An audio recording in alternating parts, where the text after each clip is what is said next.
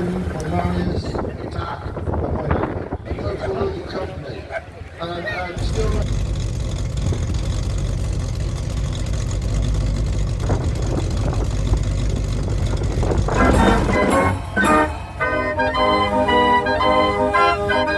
Hi, welcome back to the channel.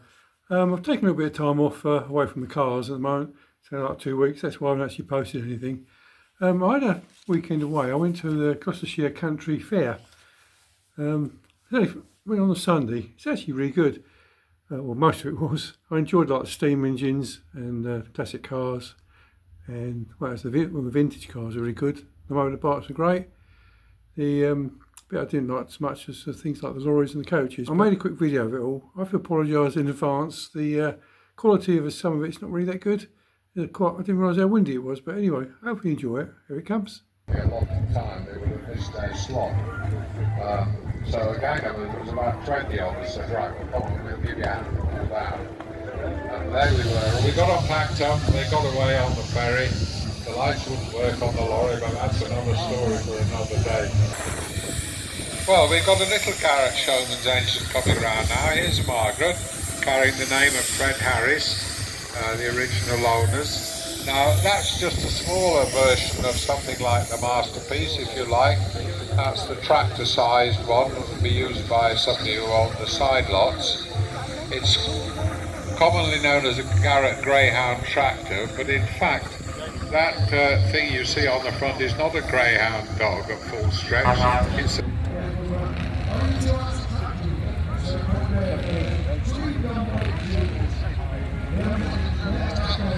It's a lot of general haulage, and then again, many local drivers getting their first time. So I know that the Cleveland Transport and Cleveland Transport for many years a local company, and still running out the Scania, big V8 top line, 580 brake horsepower. Also covering it local agriculture with grain bulkers. And when grain's quiet, these guys would drop straight onto agriculture. 1900 weight. So still paying over for about 5 tonner, petrol engine, non-tilt cab, early general.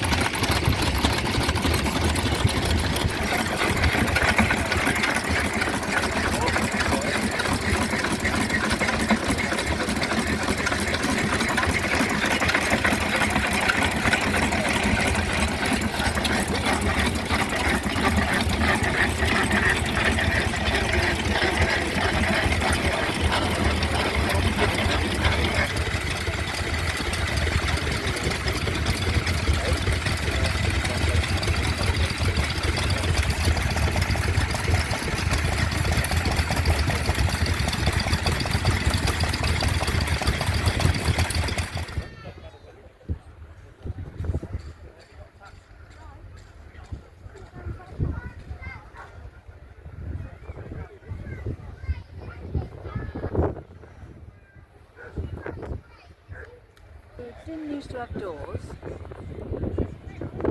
just used to have like a pole. Probably like that red one over there.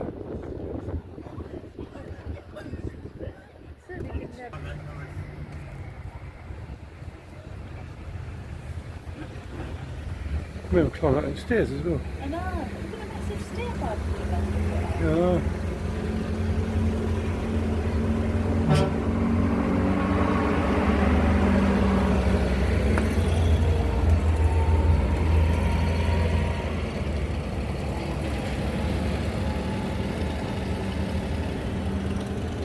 I remember that button as well.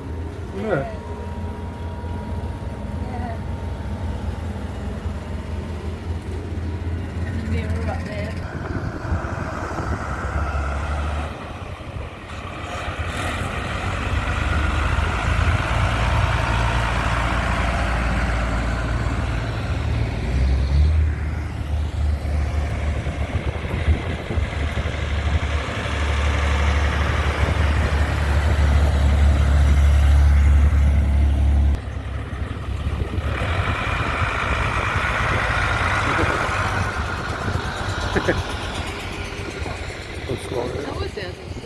thumbs up.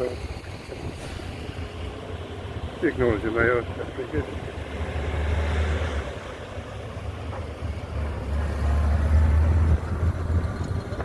They're out driving them.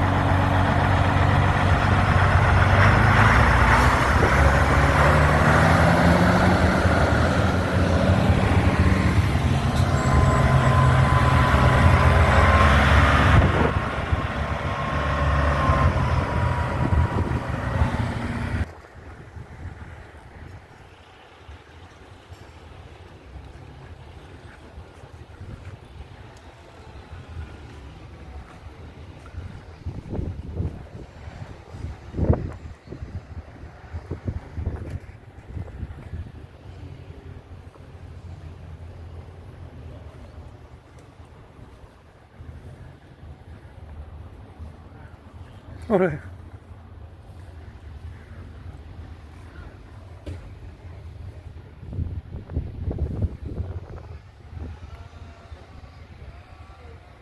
What happened there is Glenn's pocket moved. It's just started to start. So it's pocket what hits it. Jack's going there well. It's almost round to the other side. Keep going, Jack. And Glenn is back up. Keep cheering them on, guys. The louder you are, the more likely they'll be able to hear you. There we go, Jack to the drive, he's almost there, keep going Jack. Keep going Glenn, Glenn's almost on to.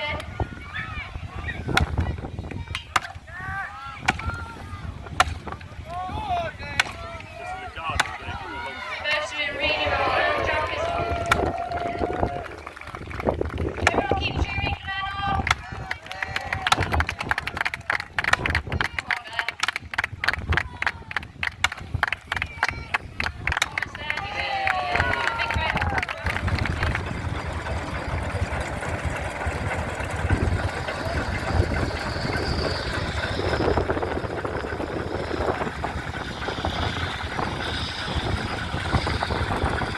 She's on the legal side and safety side.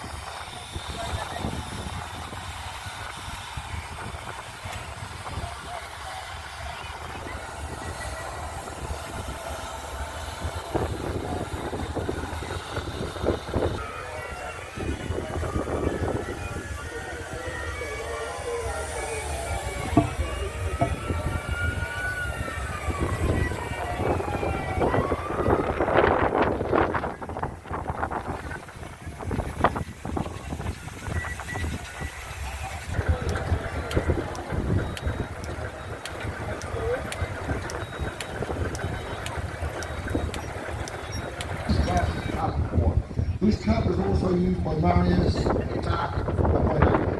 So it's called the cup to the wall.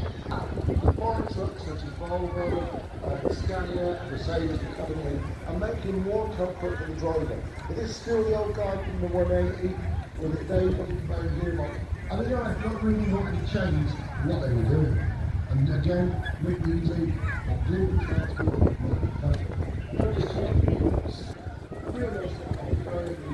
very like the 16 tonner.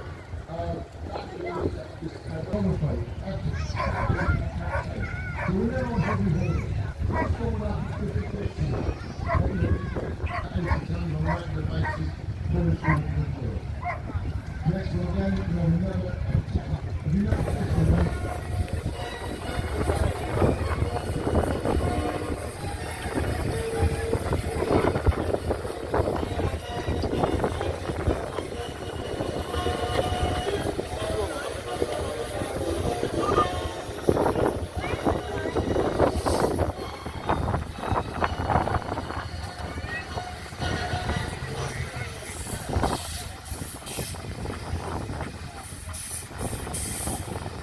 Oh, look at that. I was just chatting about, I hadn't seen John Hitchings arrive yet, but it looks like he's just arrived in front of the commentary box, ready to take to the helm for the buses and coaches. I will say the bus and coach section is a massive section, as always here. So I will be handing you over shortly to John for the commentary. The section leader for the buses this year is Ashley Gardner, and a mighty fine job that he's done with that bus and coach section. Along with all the other section leaders across the site, the time and dedication that people put in to ensuring the quality of exhibits for your delectation over the weekend. The show is run by a band of volunteers.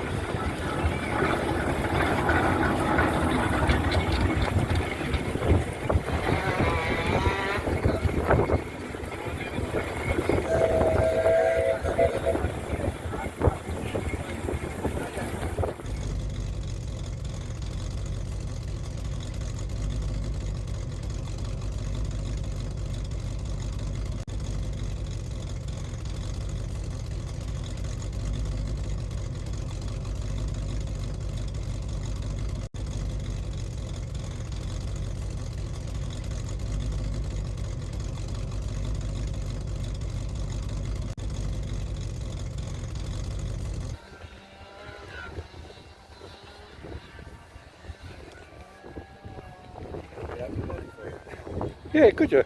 Yeah, I'd like to see that, yeah. We sit down there too long, haven't we? We sit down a lot. Spend most of the day walking around the showground. Oh, blimey. It weren't, no, it weren't. So was it a motorbike engine or was it? No, it's very similar to a 2 cylinders of a regular aeroplane engine. Oh, is it? It's a similar design. It's more akin to an aeroplane engine than a car engine or a motorbike engine. It did, yeah. They're lovely. He was, yeah. Interesting. It was actually, because it's not actually a motorbike, it's not a car engine, it's or a motorbike engine, it's a weird engine, it's, yeah. It's two cylinder. Which way from there? They drive it. See, the pedals ran the wrong way. You got, yeah, the throttle's in the middle, brakes to the right, the clutch is to the left still, but Next place to see it, very gentle little skip line, nice job, well done. We will never win that again, we're going back.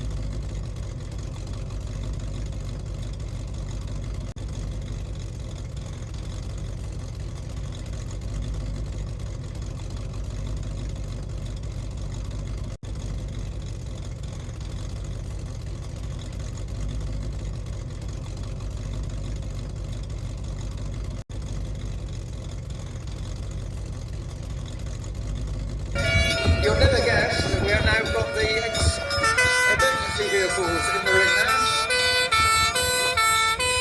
So in front we have Leyland, who's produced by the Coach Hill Brewery, owned by the 1L family of Wharton Bassett.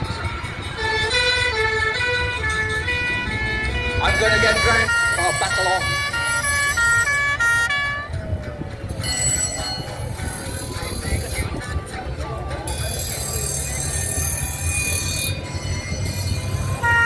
Let them go around the ring a couple of times, and Ashley will come back and give you a commentary on all the vehicles that we have here.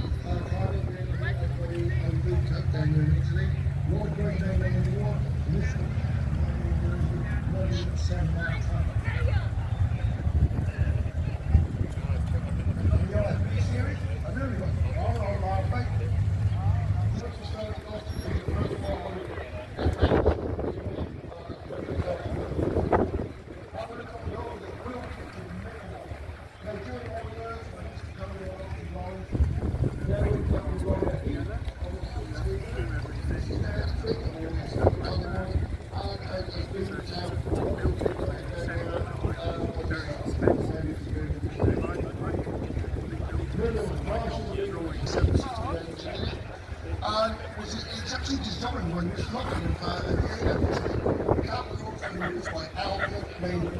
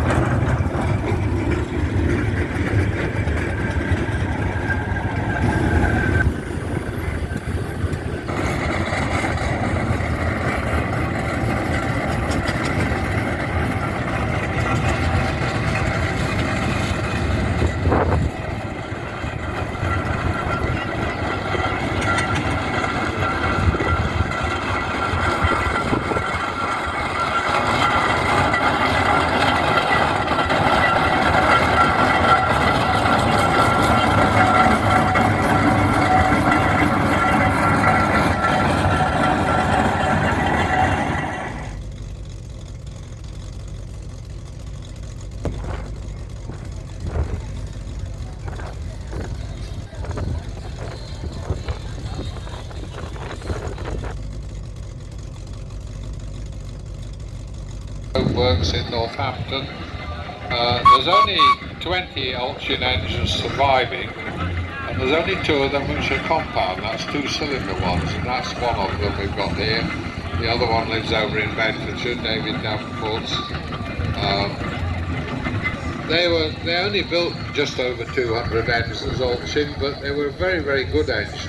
Very much the case with Altchins. So their engines would have been sold locally.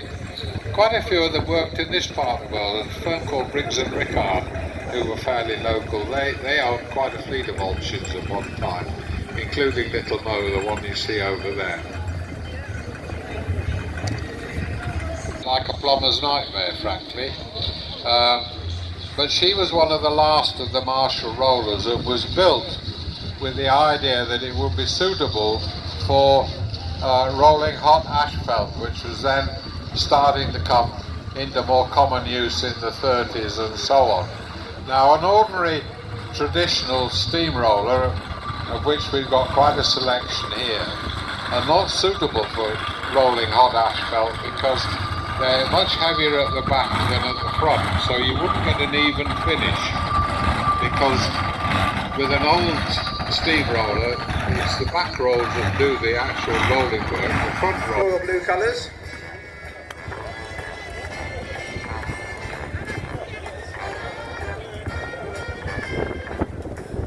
All 3 of these are semi-automatic transmissions. All 3 of them have got 6-cylinder Gardner engines. All 3 of them are 45-seaters, and as I said, the chassis was built in Bristol. The bodywork was built in Lowestoft. So the chassis were delivered on their own, all right the way across country along the A4 to London, and then carried on to Lowestoft, where the body was put on, and then driven back. Croswell is another major operator of the type. They were operating in North Wales, and again they would have done excursions and tours of North Wales, and also the express services from Liverpool and North Wales towns. Following on from that, we have 2 Bristol RELH, same chassis, different bodywork. Again, Eastern Coachworks, but these have bus-style bodies, and they were used on either long-distance country bus services, or during weekends could be seen duplicating the express services up to London. So very versatile vehicles.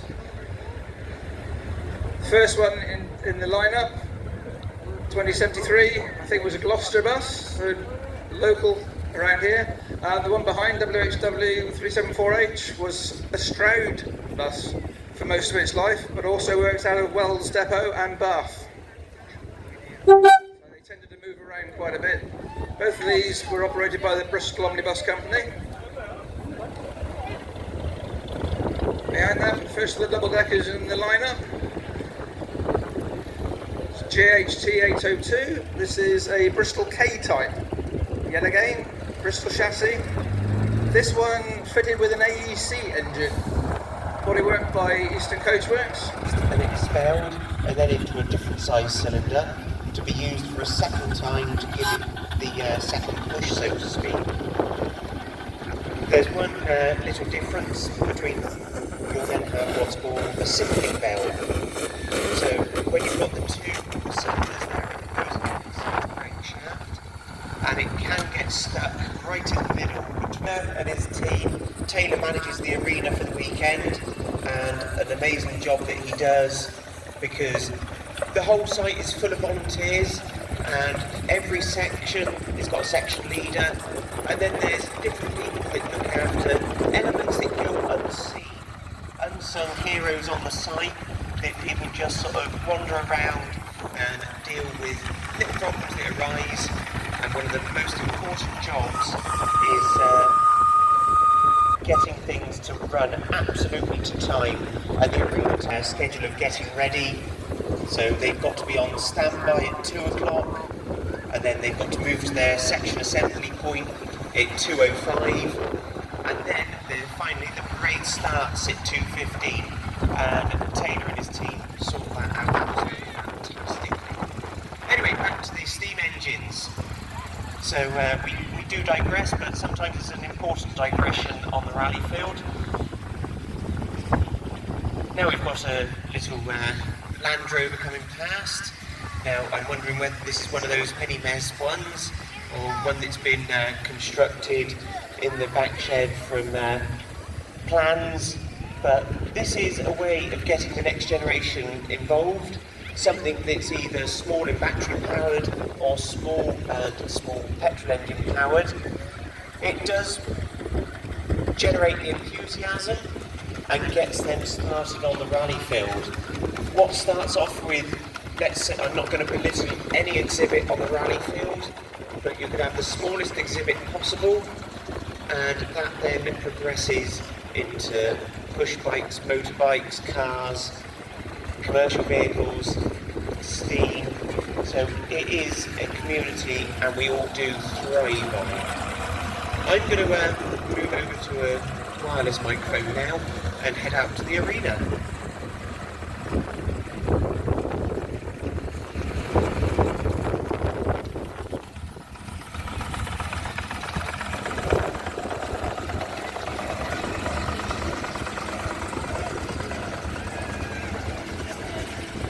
Like I say, a marvellous selection of engines. I haven't seen a Showman's come into the arena this weekend, which is unfortunate, because Showman's engines were the powerhouse of our fun fairs, providing power to the all-electric fun fair, the lighting, generating sets on the front.